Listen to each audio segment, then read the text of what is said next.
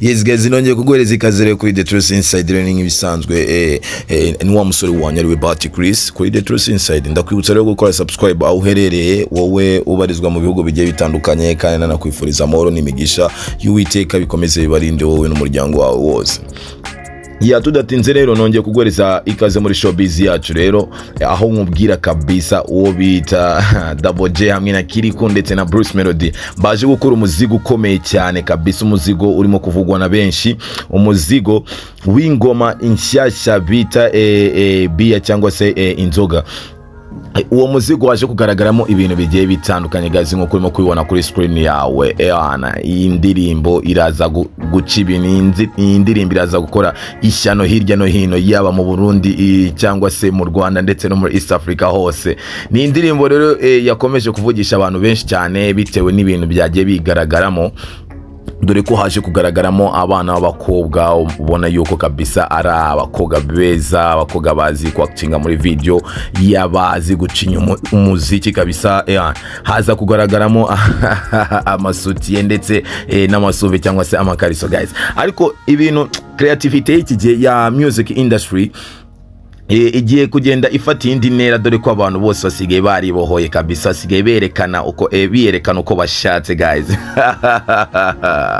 Yes, Kirikou hamwe no bita Double J bakoze indirimbo we na Bruce Melody rero.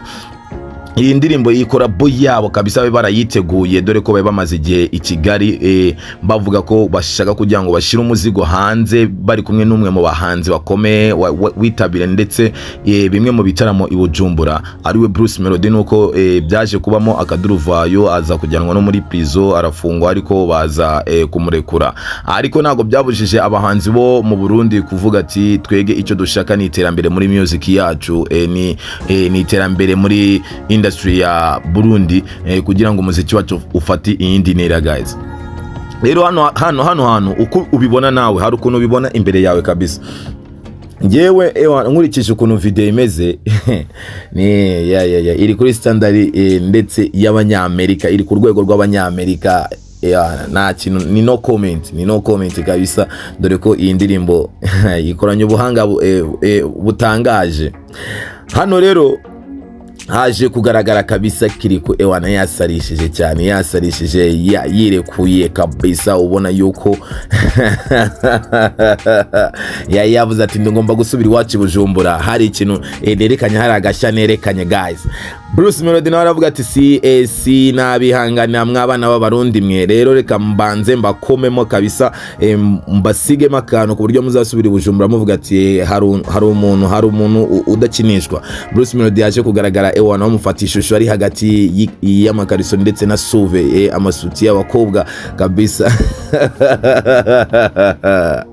Guys, ni ibintu bikomeje rero gutangaza abantu benshi, icyo bita inzoga, indirimbo bita inzoga yakomeje gutangaza abantu benshi kabisa kuko ni indirimbo nawe wumva ukahita wumva guys, ibintu bigezeho, nimba ari ukubura amagambo kuririmba, nimba ari ukubura uko bigenda, uko babigenza sinzi, sorry guys.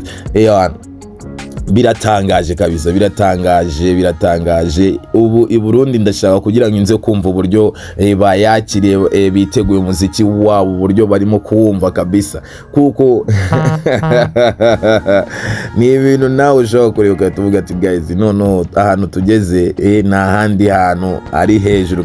Reka rero tuze kujya kumwe ku rubuga rwa Double J cyangwa se Kirikou, tumaze twikomereza kwirebera amashusho ndetse no kwiyumvira umwe muri uno muziki uyu muzigo baje gushira hanze. Ariko nawe aho uherereye kabisa udusigiramo comment kabisa, udusigire comment ndetse na like, unakore shares ku nshuti zawe guys. Reka rero umuziki w'i Burundi kabisa wigire hejuru, kuko nabo barimo barabiharanira kabisa. Komeza rero nawe, kuko aya mashusho arakozwe, ko aya mashusho yaje gufatirwa mu Rwanda, niho yafatiwe video yose, niho bayiteguriye kabisa, ndetse n'aba bamwe muri aba bantu batinze muri ino video ni mu bamwe mu bakobwa ndetse n'abasore bo mu Rwanda. Rero urabona yuko music y'u Burundi kabisa igiye kugenda ifata ijya ku indi standard iri hejuru kabisa nkuko rero urimo kubyibonera kabisa. Iyi video rero irimwe mu ma video irimo gukunda wayumviye rero ukuntu bimeze ngo inzoga ni mbi kabisa yuko uburyo bayiririmba mumva ngo ni inzoga ni baby. Yes guys, nakomeje rero kukubwira ko ari kuri The Truth Inside, ubu uri kumwe na wa musore wanyu ariwe Bahati Chris. Mwibutsa kudusigira subscribe hasi ndetse na like guys, tujye twibuka gukora like ndetse na comment kudusigira ubutumwa hasi kugira ngo natwe twumve ibitekerezo byanyu. Ndakubwira rero kuri The Truth Inside tuzatuhora tukuzana umuziki cyangwa se imwe muri showbiz kabisa irimo kugenda ivugwa hirya no hino. Nkubwira ati ni bye bye.